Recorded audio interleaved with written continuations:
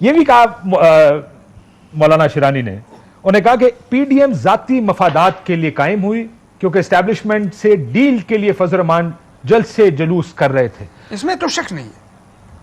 2008 کے الیکشن میں ہمارے ساتھ مقتدر اداروں نے وعدہ کیا تھا کہ صوبہ خیبر پختونخوا کی حکومت آپ کو ملے گی.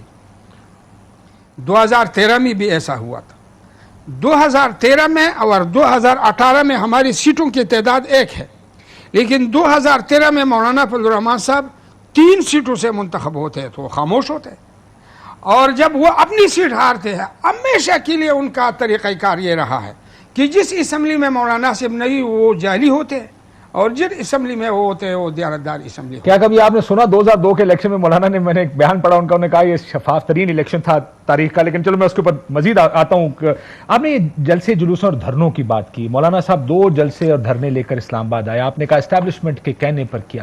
آپ زیادہ معلومات تو میں اس پائے کا آدمی نہیں ہوں کہ اسٹیبلشمنٹ سے بھی میں قریب رہا ہوں اور سیاسی جماعتوں سے میں قریب رہا ہوں، لیکن کسی ایک مجلس میں بھی اس پر مشاورت نہیں ہوئی ہے کہ کراچی سے آپ مارچ شروع کریں. پہلے آپ دیکھیں، یہ دانلی کے خلاف تھا، یہ تحریک دانلی کے خلاف تھا، اچانک تبدیل ہو گئی، عنوان تبدیل ہو گیا، ختم نبوت کے عنوان سے آ گیا. اچانک یہ ختم نبوت کا عنوان تبدیل ہو گیا اسی وجہ سے کہ پیپل پارٹی نے کہا کہ ہم مذہبی کارڈ استعمال نہیں کرنے دیتے، تو یہ عنوان تبدیل ہوا، اور اس عنوان کو آزادی مارچ کا نام دیا گیا. پھر کراچی سے مارچ شروع ہوا. پی ڈی ایم کہاں ہے؟ نہیں معلوم ہو رہی ہے، نہ مسلم لیگ معلوم ہو رہی ہے، نہ پیپل پارٹی معلوم ہو رہی ہے. اور میں نے ایک مرتبہ عذرائے مزاح کہا کہ مولانا کے محترم آصف علی زرداری صاحب قابل قدر، جو انہوں نے کہہ دیا کہ ہماری دعائیں آپ کے ساتھ ہیں. مولانا صاحب کو کہا اور جمعیت علماء اسلام کے جلوس اور مارچ کو کہا کہ ہماری دعائیں آپ کے ساتھ ہیں. تو میں نے کہا حضرت دعائیں تو ہم لوگوں کو کرتے ہیں، آپ میدان میں آ جائیں تاکہ آپ کے میدان کا ہمیں فائدہ ہو. تو یہ ایسی ہی کسی ایک ادارے میں اس مارچ کا اجازت نہیں لیا گیا، کسی ایک جماعت کے اندر. لہٰذا لیکن میں نے پڑھا اس میں کہیں کہا گیا کہ جی ورکر کہاں کام کرے گا، ورکر کے لیے اتنی مشکل ہوگی. تو اس کا بھی جواب، تو میں نے سنا کوئی آڈیو کلپس ہیں کسی کے پاس، کیا آڈیو کلپ ہے حافظ حسین احمد صاحب کے پاس دھرنے کے حوالے سے؟ میرے خیال میں اس کی بھی میں گزارش کروں گا کہ حافظ صاحب چونکہ عمر میں بہت بڑے ہیں، وہ مولانا فضل الرحمان صاحب سے بھی بڑے، اور ان کا میڈیا کے حوالے سے بھی اچھا رسپانس اور اچھا تجربہ ہے. تو بعض باتیں ایسے ہیں کہ وہ خود وہ وضاحت کر سکتے ہیں، میں ان کی کما حق وضاحت نہیں کر پاؤں گا کیونکہ اچھا آپ اس کی بات نہیں کرنا چاہتے. یہ بتائیں عمران خان صاحب سے آپ کی مشترک چیزیں کیا ہیں؟ یہ آپ ذہن میں رکھیں کہ ہم عمران خان کی حکومت میں ہمارے اور تحریک انصاف کے رابطے ہوئے تھے، لیکن اس وقت چونکہ وہ حکومت میں تھے ہم ساتھ نہیں دے رہے تھے. اور یہ بھی آپ کو عرض کروں کہ ایسی کوئی انقلابی ذمہ دارانہ باتیں اس کے دستور منشور میں نہیں ہے، لیکن حالات کے تناظر میں جب انہوں نے 3-4 باتوں کا اعلان کر دیا. سب سے پہلے انہوں نے آزاد خارجہ پالیسی.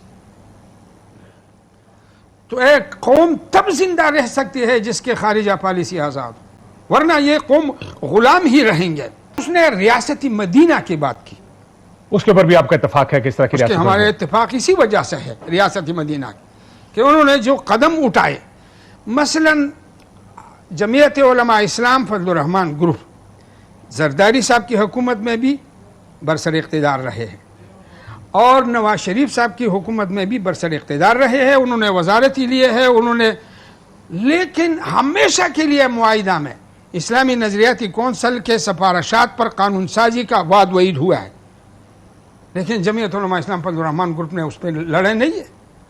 وہ ہمیشہ کے لیے وزارتوں پہ لڑے ہیں، ہمیشہ کے لیے وہ اختیارات پہ لڑے ہیں. لوگوں کو کھڈے لائن لگا دیا تھا پارٹی میں. حافظ حسین احمد صاحب کیونکہ بڑے ٹی وی پر آیا کرتے تھے، سڈنلی غائب ہو گئے ہو، کیا ہوا؟ وہ پارٹی کے ساتھ تعلقات ٹھیک نہیں ہے، تو آپ سارے لوگ کھڈے لائن لگ گئے تھے کیا؟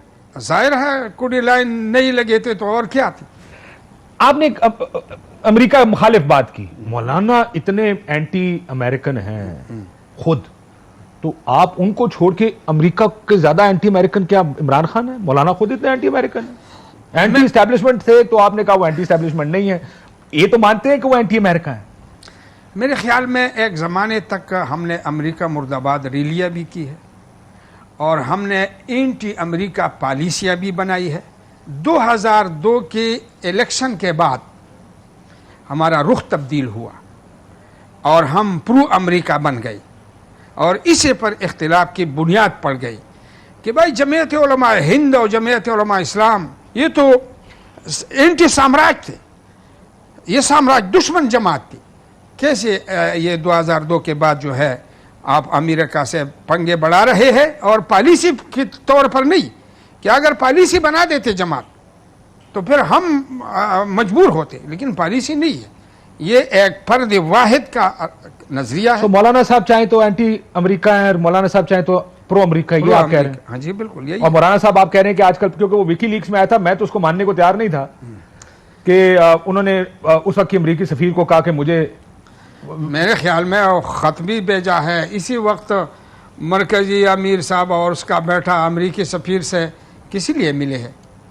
کیا کوئی بہت بڑا کام تھا امریکہ میں یا کوئی ہم بہت بڑا امریکہ کے خلاف کوئی جنگ لڑنا چاہتے تھے؟ یہ تو ظاہر بات ہے.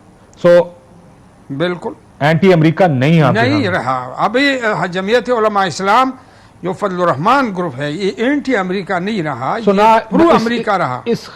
آپ یہ کہہ رہے ہیں کہ یہ جماعت جس کی میں تاریخ پڑھ رہا تھا, 600-700 صفحے کی کتاب پڑھ دی میں نے, جی جس میں سازشیں تو بہت ساری ہیں, اس کے اوپر جائیں گے تو شاید 3 پروگرام کرنے پڑ جائیں گے کس کو کس وقت کیا کیا گیا. جی جی. لیکن آپ یہ کہہ رہے ہیں کہ وہ جو شروع کی سوچ تھی پارٹی کی وہ سب بدل گئی, اور موروثیت آ گئی, اب یہ خاندان کی پارٹی بن گئی ہے, آپ یہ کہہ رہے ہیں؟ جی جی بالکل, ایک ہی خاندان کی پارٹی بن گئی ہے. اب یہ ہے کہ مرکزی مجلس عاملہ, مرکزی مجلس شورا, صوبائی عاملہ, صوبائی شورا. آپ حیران رہ جائیں گے, ایک مرتبہ ایک بہت بڑا پارٹی کا لیڈر تھا, بہت بڑا وکیل تھا, تو عوامی نیشنل پارٹی میں وہ ہوتا تھا. صوبائی جماعت نے اس کے خلاف فیصلہ کیا تو انہوں نے مرکز کو اپیل کیا, تو مرکز نے اس فیصلے کو برقرار رکھا. تو ہم نے پوچھا لالا کیا ہوا, تو انہوں نے کہا یار میں دھوکا ہوا, ایک بھائی کے خلاف دوسرے بیٹے کے خلاف باپ کو میں نے اپیل کیا تو نتیجہ وہی ہونا تھا.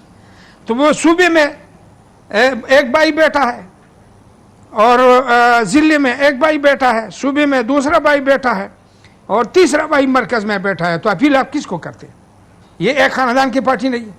اچھا, صوبے کے پارلیمنٹ میں ایک بندہ اپوزیشن لیڈر اور مرکز میں بیٹا جو ہے وہ پارلیمانی لیڈر, تو آپ کی آواز کون سنی گی؟ ایک ہی خاندان ہے. اچھا صاحب یہ کہہ رہے ہیں یہ پارٹی بھی خاندانی, کیونکہ جماعت اسلامی اور ان کے بارے میں کہا جاتا تھا, لیکن مفتی محمود صاحب کے بعد تو یہ ظاہر ہے مولانا صاحب کا آنا تو کہتے تو تھے موروثیت آ گئی ہے. اب تھوڑی سی اگر اجازت دیں, کیونکہ یہ بات بھی ہو گئی کہ آپ نے عمران خان صاحب کو جوائن کیا, آپ ان کی کچھ چیزوں کے حامی ہیں, اینٹی امریکہ, خارجہ پالیسی, ریاست مدینہ اور کرپشن کے خلاف اور موروثیت کے خلاف, تو آپ ان 3-4 چیزوں کے حامی ہیں. ان کی وجہ سے JUI کے ساتھ آپ کا اختلاف ہو گیا, مولانا صاحب خود پارٹی چلا رہی ہے, تو ہو گئی حال کی باتیں جس کی وجہ سے آپ لوگوں نے پارٹی چھوڑ کے واپس گروپ چھوڑ کے اپنی پارٹی میں, مدر پارٹی میں جس کو کہتے ہیں, شکریہ, واپس چلے گئے ہیں. شکریہ. اب آ جائے ذرا تاریخ کے اوپر, بہت سی انٹرسٹنگ چیزیں اس میں لکھی تھی جس کو میں نے کہا میں بعد میں آتا ہوں. 2002 کے الیکشن کی آپ نے بات کی, جی یہ اسٹیبلشمنٹ کے ساتھ مل کے لڑے گئے تھے الیکشن؟ میرے خیال میں اس وقت میں اس پوزیشن میں نہیں تھا کہ میں حالات کا اس انداز سے ادراک کر لیتا جو کہ اب کر لیتا ہوں. مثلا مجھے اسٹیبلشمنٹ یا اندر کے ادارے یہ کوئی معلوم نہیں تھا. اس وقت میں سیدھا سادہ صوبائی جنرل سیکرٹری کی حیثیت سے میں پوری صوبے میں الیکشن لڑ رہا تھا, لیکن اندازہ اس وجہ سے ہوا کہ ہم نے فارمیلٹیز کے لیے لوگوں کو کھڑا کر دیا تھا. فارمیلٹی مطلب خانہ پوری کے لیے؟ خانہ پوری کے لیے, یعنی خانہ پوری کے لیے اسی وجہ سے کہ جب آپ اتحاد کریں گے تو اتحاد میں آپ کی سیٹوں پر لڑنے کا دورانیہ جو ہے وہ معلوم کرے کہ آپ نے کتنے لوگ لڑائے ہیں, تو ایک جماعت کا اندازہ حجم اس سے لگتا ہے.